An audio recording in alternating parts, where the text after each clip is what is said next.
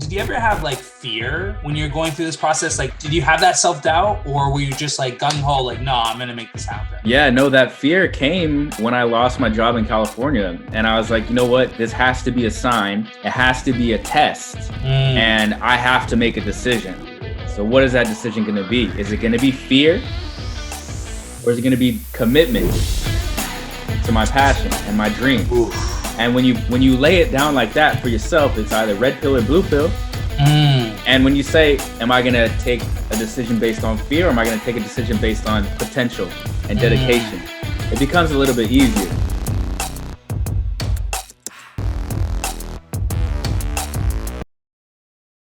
Yeah, man. Like, really, how I want to kick this off is just like, why don't you let us know a little bit about yourself? Like, spend the next like 5 minutes just dive in, letting the people know who Donny is and what you're all about, and then we can kind of get into like the nitty gritty of the advice and stuff. But yeah, why don't you tell the listeners, like, who are you, man?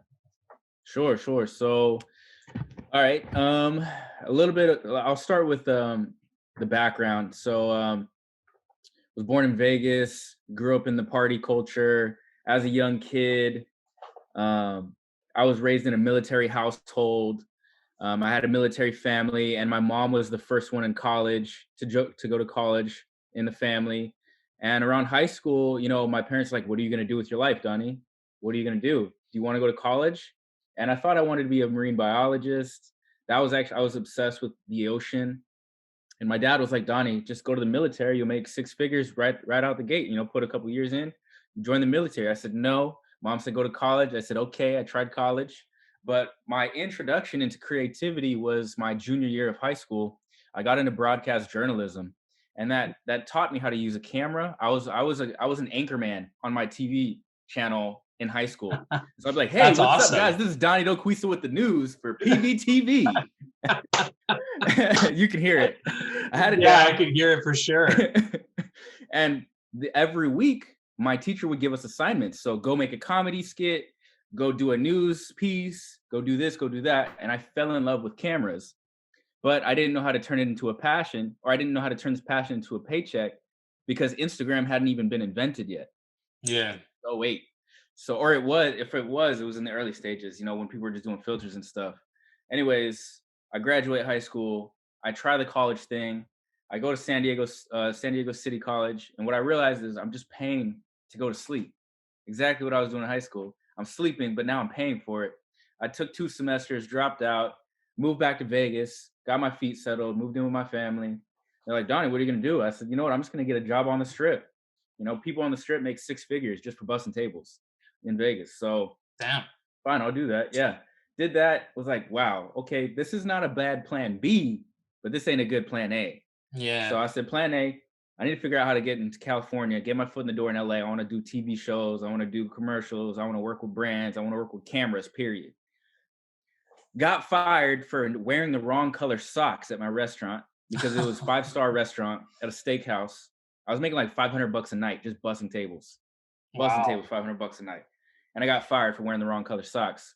I had a couple $1,000s in my bank. I had $3,000. I spent $2,000 on the camera, spent the other $1,000 to get to California. Moved to California, got a restaurant job, and I'm obsessed with shooting at this point. I'm obsessed. I tried to get into photography because I didn't like the turnaround time it takes to make videos and the thought process. But photos, you could just go shoot something, go home, edit 15 minutes, shoot it out. And then around this time, Instagram was starting to get popping.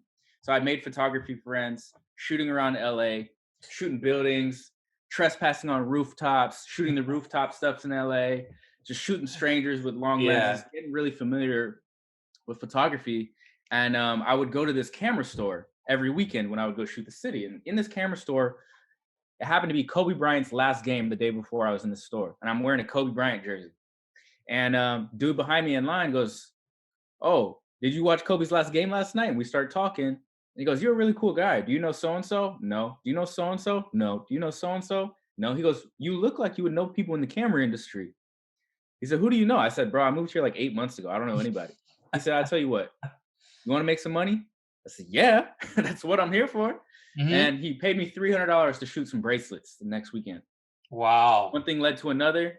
and Yeah. led to another and another gig. And he liked me. I liked him. I did good work. He just Mhm. kept giving me gigs.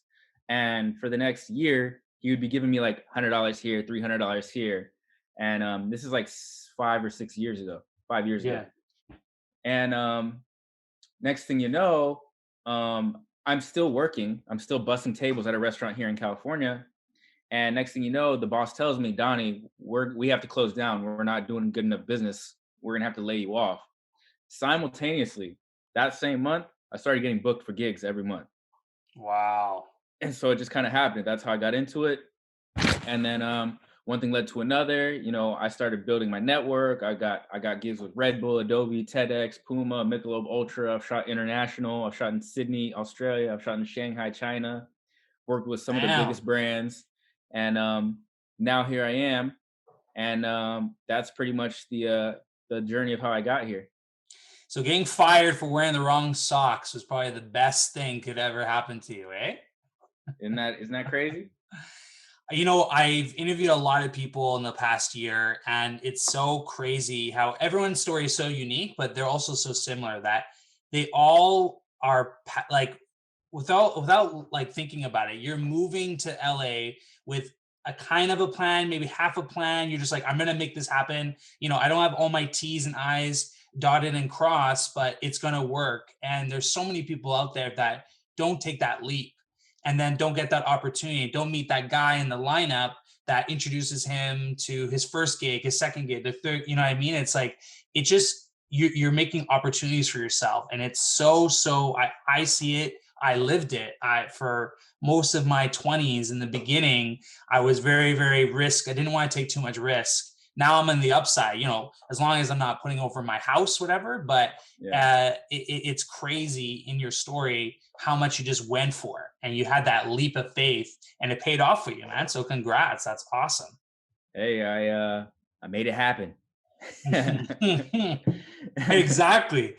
Exactly, man. So how did you ever have like fear when you're going through this process? Like, did you have that self-doubt, or were you just like gung ho, like, no, I'm gonna make this happen? Yeah, no, that fear came when I lost my job in California, and I was like, you know what, this has to be a sign. It has to be a test, Mm, and I have to make a decision. So what is that decision going to be? Is it going to be fear, yeah. or is it going to be commitment to my passion and my dreams? Oof. And when you lay it down like that for yourself, it's either red pill or blue pill. Mm, And when you say, am I going to take a decision based on fear, or am I going to take a decision based on potential and mm, dedication? It becomes a little bit easier. One thing that I've learned is when you remove emotions internally, mhm.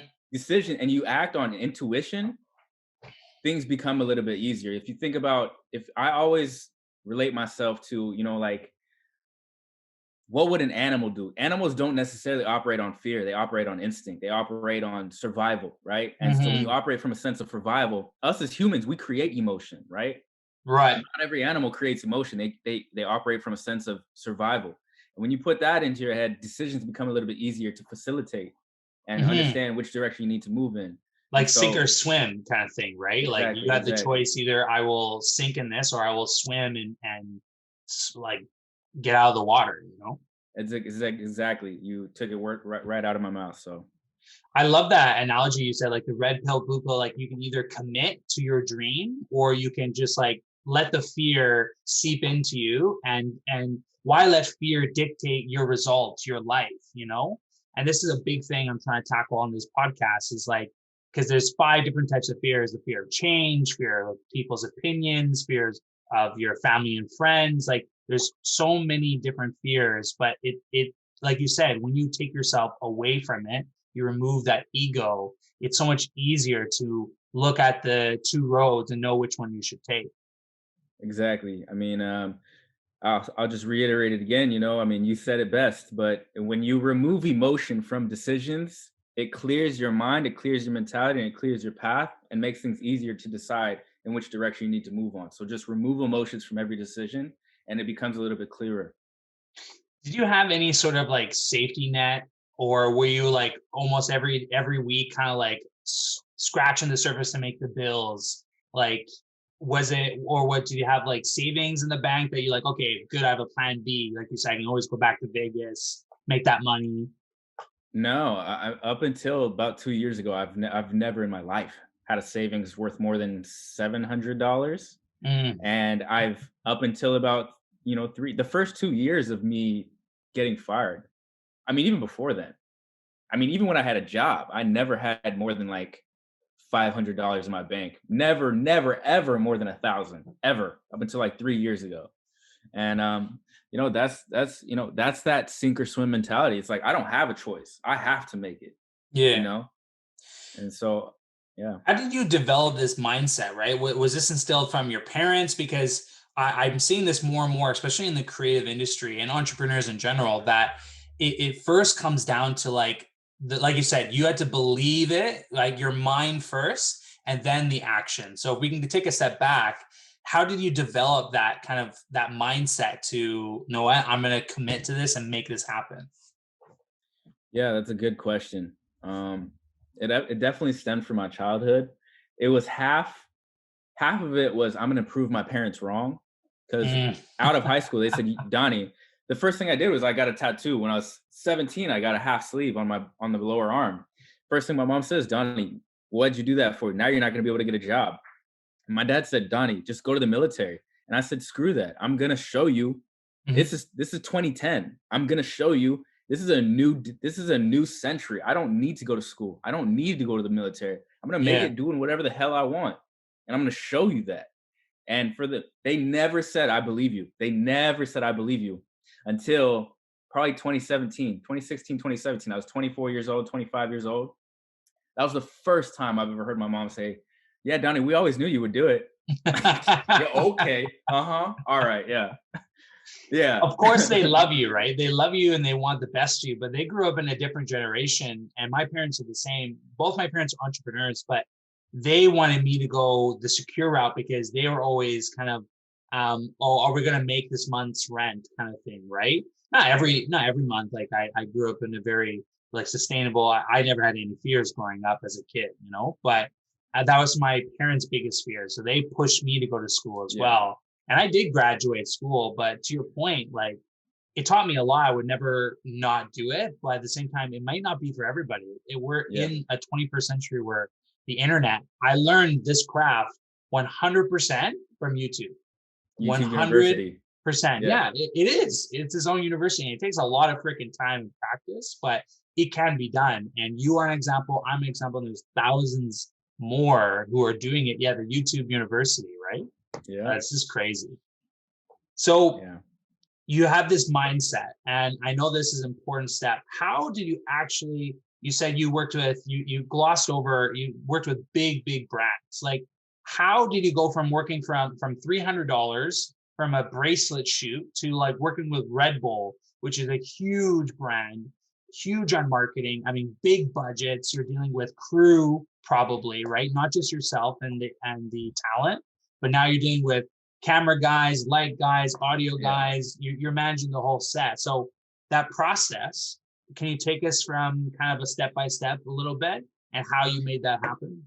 Well, I mean, it's short and simple. It's network. Especially here in California, you surround yourself. It's the hub.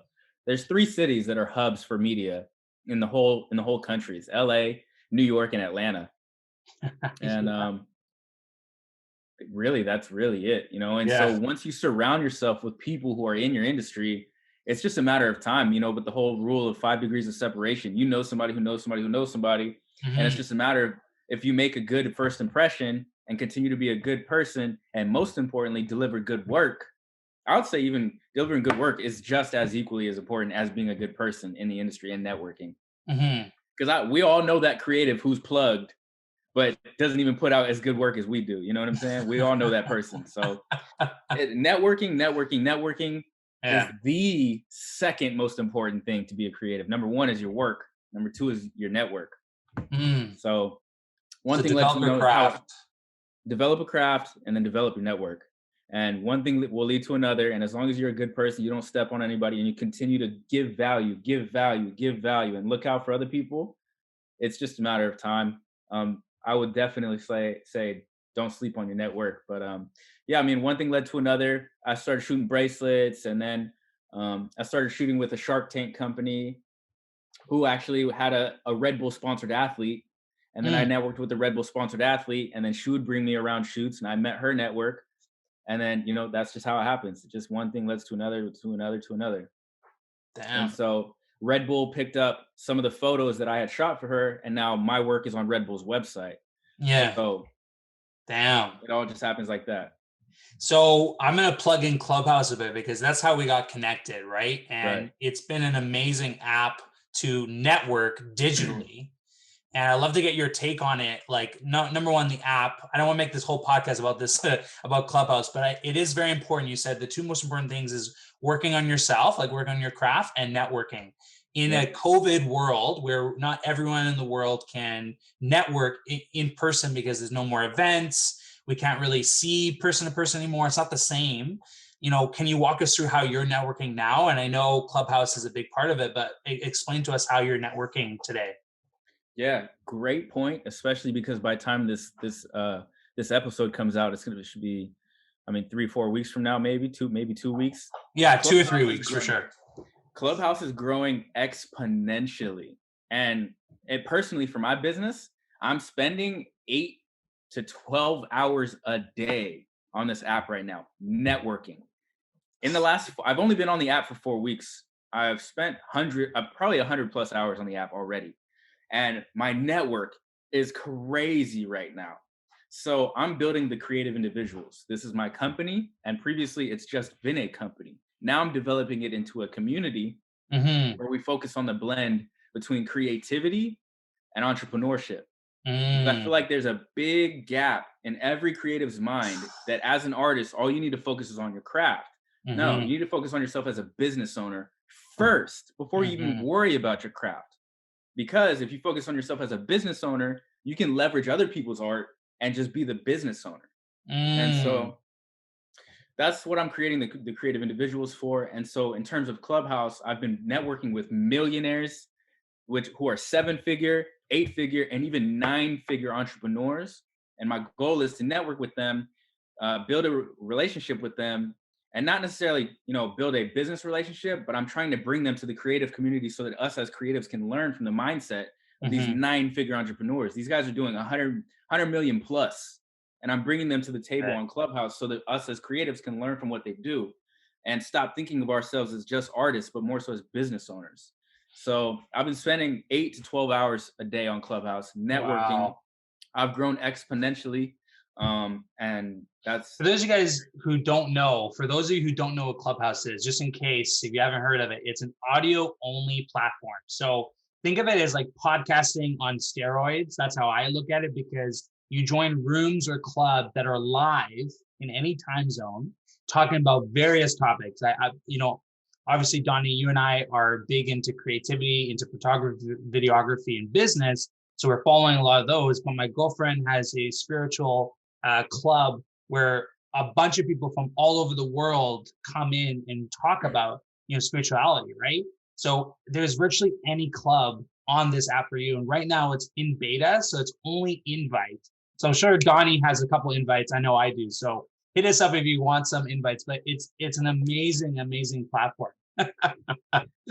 It's an incredible platform, and that's how Donnie and I got connected. And the creative individuals, I'm now following you on Instagram and your company page, and man, I'm impressed with what you guys are doing. Honestly, like as a creative trying to develop a business, there's so many things that I've learned in the past 2 3 weeks from being in that community, like that I could, it take me months on YouTube. Like YouTube is amazing, but it is saturated and it's hard to sometimes find like the best advice geared towards you.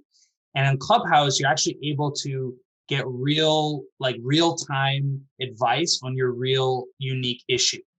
And I was explaining my problem or, my challenge, and you guys were able to come up with like many different ideas on how we can overcome it. So honestly, yeah, I'm not getting promoted by Clubhouse by any means. We're just super passionate about it. literally, yeah. It's crazy. So for anybody who's interested in Clubhouse, I 100% recommend it. Get on today. Use an invite from Kyler or myself. And one of the things you can do in terms of what Kyler had just mentioned, I'll break this down quickly. My sister is a law student at Georgia State. I invited her to Clubhouse. She joined a law room with 10 Fortune 500 lawyers, and they gave her advice on how to write her essay or her project. And so things you can just go learn in real time and apply to your homework, to your career, to your network, etc., and apply it spiritually, like your girlfriend. My girlfriend is spiritual as well. And in terms of creativity, bringing it back to the creative individuals, I'm creating a room called the Creative Entrepreneur, Success Tips to Reach the Top, where I'm bringing in actresses, graphic designers, photographers, videographers, all from different realms of the world, country, different verticals of creativity, that we can all go have like a round table Q&A, and we can just ask questions and bring value to all those people who attend the a room. So man, that's honestly, it's gold. Like, thank you, Donny, for that. That's awesome. Donny, as we're wrapping this up, what kind of tips or advice would you give? And you've given a lot, but if we're going to summarize kind of your advice to anyone looking to take that leap and go after their dream, as cliche as it sounds, what advice or tips would you share as a final remark? I love it. I love it. I love it. I love it. And my best advice would literally to circle it back to the name of your podcast, man. Just to dive into it, remove your emotions. As creatives, remove your emotions. We get so focused on what are people going to think about my work, or is this the right decision to make, or should I move in this direction? Think about it from a state of what decision should you make that's going to bring you clarity and peace of mind, and move forward in that direction, and remove your emotions, and everything on your path will align itself as long as you stay clear of mind and you use your intentions and your intuition. You're going to get to whatever destination you choose. It's just a matter of time. So hopefully that helps. I'm getting chills, man. Damn. I feel ready to get back to work, feel pumped. Donny, make it happen. Thank you, man. Thank you so much for coming on the show. I really appreciate it. Follow Donny on Clubhouse, on Instagram. Follow his company, Creative Individuals. These guys are moving mountains, honestly, guys. So please support this channel, support him. And if you have any questions, please feel free to reach out to us. I'm sure we'll get to you as soon as we can. Donny, my man, that is the end of our podcast session. Thank you so much. This is the best podcast I've ever been on, man. Chee.